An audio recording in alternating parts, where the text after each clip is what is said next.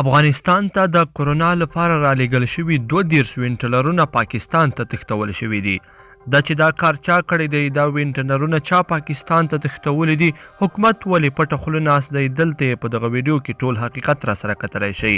درنو لیدونکو سلام، وخت مو په خیر.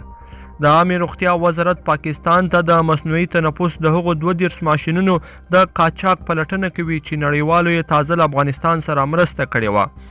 دغه وینټیلرونه چې ارزښت یې 800,000 امریکایي ډالره دی، یو افغان سوداګر هڅه کوي چې له پېښور څخه د ماشینونو بیرته له قاچاق کوونکو وپېري او د افغانستان حکومت ته یې وسپاري. د افغانستان مشهور خبري اژانس پژواک وایي هغه غږونه او انځورونه یې ترلاسه کړي چې پکې له عامې روغتیا وزارت څخه 32 د مصنوعي تنفس ماشینونه پېښور ته قاچاق شوي دي. دا معامله د واټساپ له لارې مخې ته ځي او دوی یو بل سره د وینټیلرونو د قیمت او ځای په اړه معلومات تبادله کوي.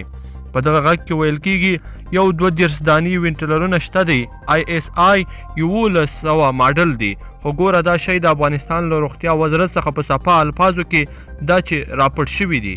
دغه کس بل مقابل کس ته په دې خبرو کې وایي چې دا رالیږدونکي هغه په دې ټینګار لري چې د روغتیا وزارت هیڅوک باید په دې پوه نشي او دا ماډل وینټیلرونه له 13,000 تر 25,000 امریکایي ډالرو پورې بیه لري.